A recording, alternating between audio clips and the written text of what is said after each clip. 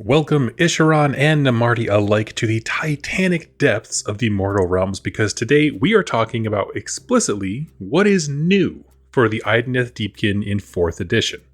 So I recently did a reintroduction video talking more broadly about the faction, kind of a nice little, synopsis video for new players, and then you can check out the series I have on Deepkin. But I wanted to make a very specific video about this particular moment in the faction's history. Because even though they are not the main plot drivers at the moment in the way that they were when it was related to like the Broken Realms and helping Morathi ascend, well, right now in the Hour of Ruin, the forces of chaos seem to be the main drivers of the plot. But that plot has affected everybody. And as the habitats and resources of the Idoneth Deepkin have begun to fall, fail, or be corrupted, a new power block has risen from the depths in the form of a few new heroes and endless spells / creations of elementals and stuff like that, and that's what we're talking about here today. My name is Doug, thank you so much for listening, and if you like this content, please comment and like down below, and if you want to support the channel, please consider using any of the affiliate links in my description to save yourself some money and support small businesses. I think it's easy to state where the Deepkin are now lore-wise because all the new stuff in the new book, narratively at least, is a direct response to what's happening in the Hour of Ruin. And so let's kind of back up a little bit. We have all these new models and heroes and really cool stuff, but what problem did they arise to try and address? So in general, where we last left the Deepkin in terms of, the grand plot of the setting and them pushing things forward, was that they had a magical artifact that Morathi stole for her use in becoming a deity. She returned it and made a pact with them, ensuring the Deepkin get a steady supply of souls in exchange for their participation in various military crusades.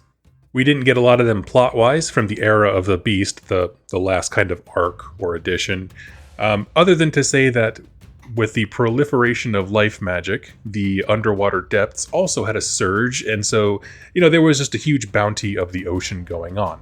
It seems as though, generally, although things got dangerous because of the number of animals, that the Deepkin thrived in that particular time period. Their literal environments prospered and populations boomed of all the things that they need. But now, in the Hour of Ruin, things are getting rough. Chaos armies once again are mobilized and they are marching everywhere. They are dredging up the oceans and looking specifically for the Deepkin. This is because when we first met the Deepkin, they were highly secretive. They would wash up on shore, take a bunch of souls, and then wipe everyone's memories and then fade away. And so people for the longest time didn't know what was happening. Even Nagash himself got the clue that there were souls missing, but he couldn't pin it together. Well, we fast forward to now where they've been active participants in major narrative beats and are now starting to move with other Order factions. Their presence has become too widely known. So secrecy is not the tool that it once was. And no particular enclave was hit harder than that of the Futhon in Akshi. So this is an enclave deep under the water in the realm of fire, and it is the closest, major enclave to the Gnaw, this place where the Skaven ripped open reality to kick off the Hour of Ruin. We get little story bits that are fantastic, that for this enclave in particular, Skaven attacks are almost constant. And what they'll do is they'll kill like a whale and then build a submarine into its hide, like this rotting carcass. They'll have all kinds of Skaven contraptions, turn it into a sub, and then go Deepkin hunt. Now, they haven't found it completely, but there has been a regular supply, or at least through regular intervals, of Skaven diving vessels searching for this enclave. This is happening all over. Along the coasts, everyone is keeping an eye out for the Deepkin, who used to be secretive. So in short, every army has an enemy at its borders who is trying to intrude or probe and figure out where the Deepkin are. And for a species that thrives in secrecy and being hard to pin down, this net, it feels like it's slowly closing in. Because remember, for them, chaos corruption doesn't have to be an army marching in their enclave. It just has to be, a bunch of greater unclean ones all pooping in the same ocean in a short amount of time to completely and catastrophically annihilate, the sea organisms that the Deepkin use to thrive. They are just too dependent on their environment. And so that's where things stand as these new heroes kind of, step up to the plate and we're introduced to them. And so let's dive in specifically with Maila, Oracle of the Abyss. Now, this is the newest character model, named character that we've gotten, and we've actually been in their neck of the woods before, we just didn't know it. Maila, as the name would make you guess, is an oracle. She is a mystic seer, a wise counsel for all of the leader of the Deepkin enclaves. They can go to her to adjudicate problems, that kind of stuff. And they reside in Sar Denoy, which is a temple built into the secret, darkest depths of the oceans in Giran. It is at this temple, at the very depths, where the artifact that Morathi stole to ascend godhood was taken from. It was Maila who she stole it from. So, already kind of a surly creature, not too stoked about things. And the reason that Maila seems more monstrous than their kin is the effects of the ocean and basically the amount of ether sea that has to be channeled and the crushing depths and darkness of the ocean over centuries changes you. So that's why Maila looks a little bit more like I don't know. If the other Ishiran are Dracula, Maila is Nosferatu. I think that's a fair comparison. They're the same thing, but one's a little bit more monstery. Regardless of all of that, Maila is a true beacon of the intense magics that the Deepkin ancestors, possessed. They are immensely powerful, and as I said, it offers counsel to the direct enclaves, their kind of spats that they get into, what course kind of the species should start taking, and Maila is then, because of that, respected amongst all the enclaves. Well, the Hour of Ruin begins, some of these assaults on enclaves start to begin to happen, and Maila ditches her temple at the bottom of the ocean and rockets up, and comes with a terrible warning, right? The terrible tides are inbound. The first account of Maila popping up in the timeline section is really cool. They roar up and summon a slew of Incarnates, these water elemental models that we got, and they fight off Gut-Rot Spoom, who is in the process of trying to destroy the colony of Dome Hain. So the first time anyone knows that Maila has left their post is when they pop up with a whole bunch of water demons and absolutely backhand smack one of the most prolific Nurgle characters ever, which is fantastic. Then, after defeating Gut-Rot, Maila makes an absolute beeline straight for Volturnus, who is essentially the named character who leads the greatest of the enclaves. If you're going to have one leader for all of the Deepkin, he's kind of the closest approximation.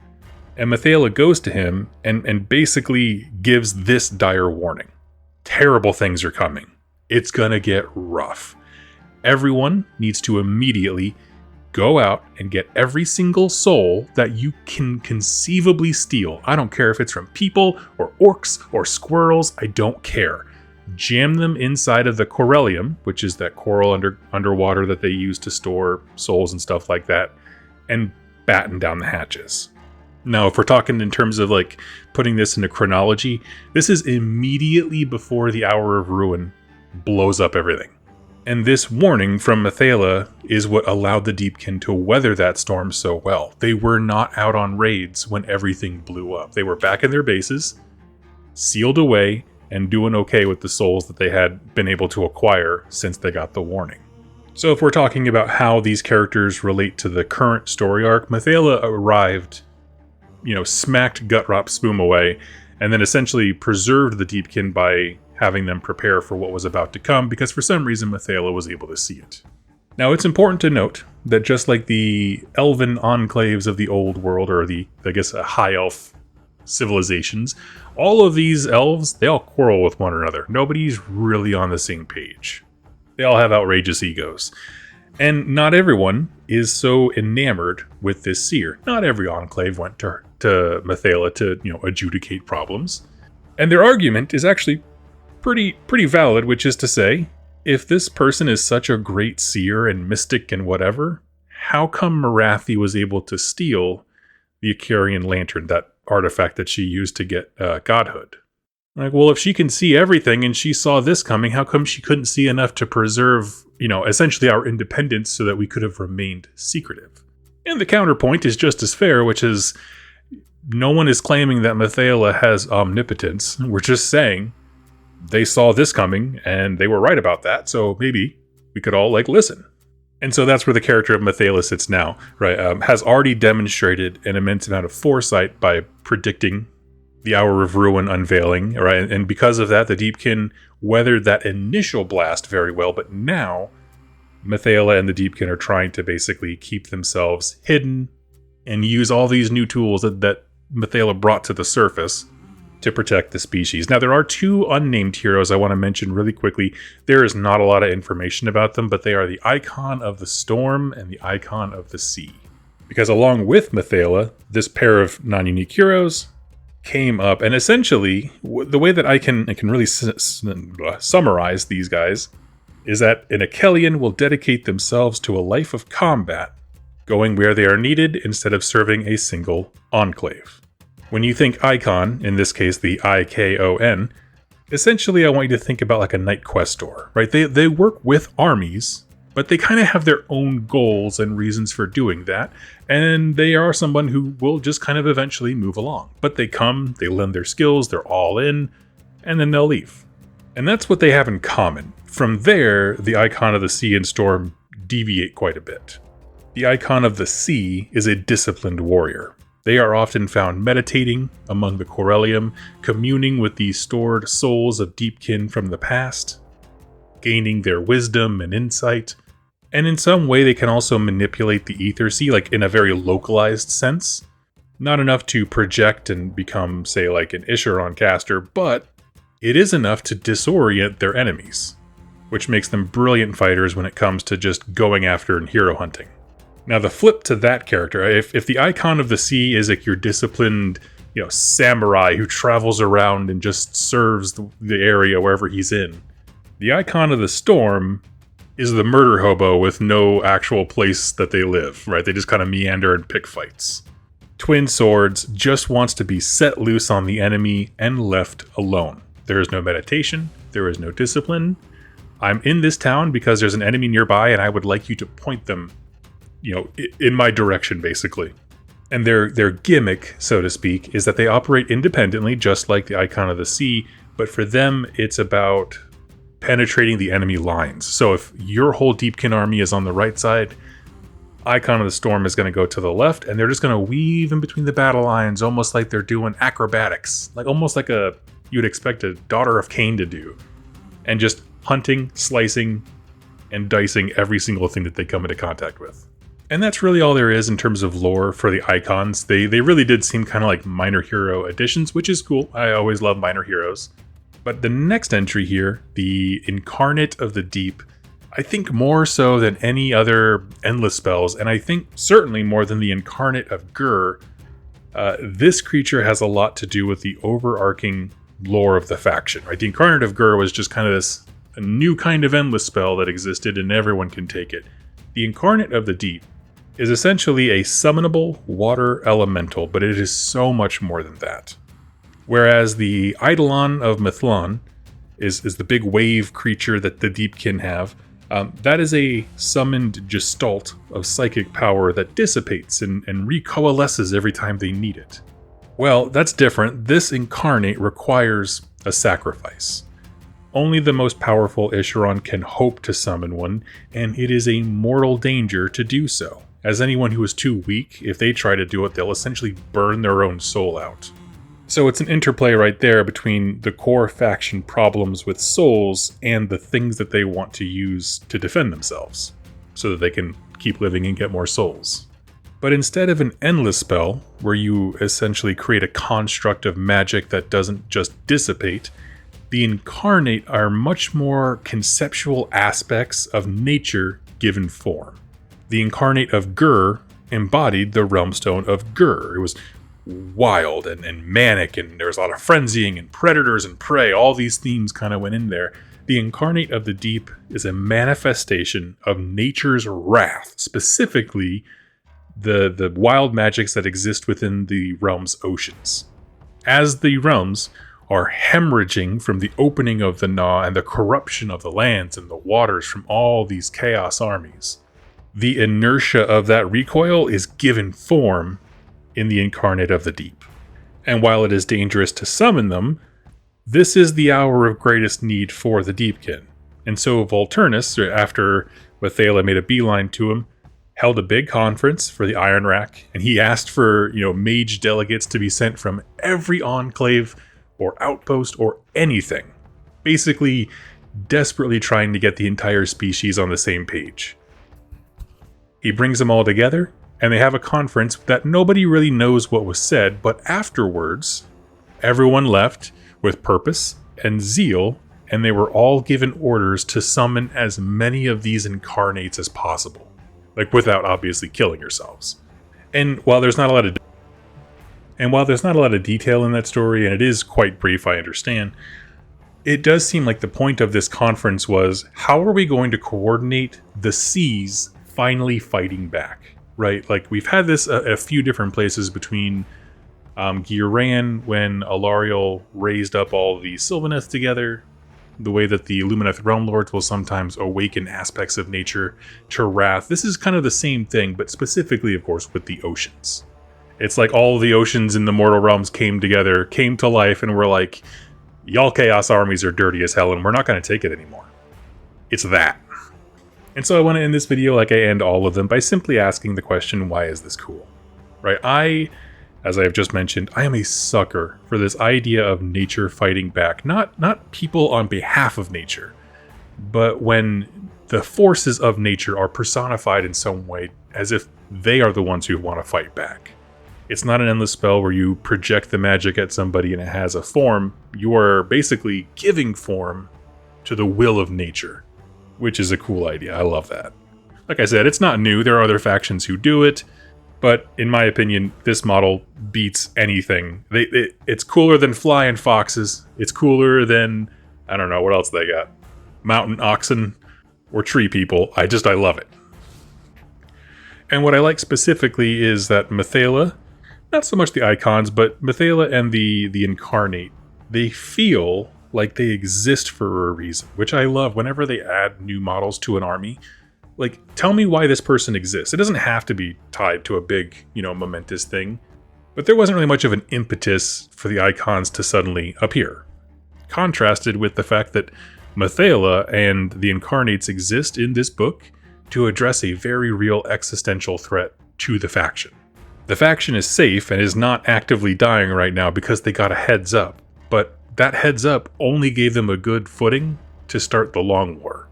And Maila sees the Long War involving an immense amount of the ocean fighting against chaos itself. And now that chaos knows they exist, and in some cases vaguely where they are, the time of running and retreating is over. Now we're going to weaponize the realms in new and innovative ways and push back. And so that is where the Deepkin kind of sit now in terms of their goals. Chronologically, they just had the big meeting. Volturnus sends everybody out, and Incarnates are being raised all around the realms. To me personally, this is one of the more interesting 4th edition setups, because, I've loved the battle tomes for this edition. They're obviously beautiful. They're laid out really well. I have enjoyed them quite a bit. But I feel like a lot of them are, here's the army, and then maybe like a few sentences about maybe where they fit into the Hour of Ruin or how it's affecting them, maybe one story in the back of the timeline. I feel like with this book, so much of the story, the new characters and stuff, it's all related to what is happening now, that it makes it a more compelling battle tome to me than the other ones that have been released so far. Like, I feel the same way about this one that I felt when I was greedily reading the Stormcast and Skaven ones, the first 2 to be released, because they would have the most updated information. And then since then, every other army has been like, they don't like Skaven, but, they're there. That's my oversimplification, but you know what I mean. Whereas these guys feel like they were proactive, and it is their sole focus, and here are these cool new units as to help them deal with this situation. I'm like, man, it just feels so plugged into the setting. I love it. Anyway, those are my thoughts on the new models and kind of where the Deepkin sit. I would love to hear your thoughts on this. Do you like the direction they're going? Do you not? Do you like Maila? Personally, the Incarnate of the Deep is my favorite model, but in terms of characters, I think Maila is a really cool addition because the alternate named hero is like a warrior guy. So I like the idea of having a named character for like the magic stuff and then one for the fighting. Seems like a fair duality. Let me know your thoughts in the comments below, and share this video with someone getting into AOS. It would really mean the world to me. Thank you so much for hanging out with me, and I'll catch you next time. Happy wargaming, friends.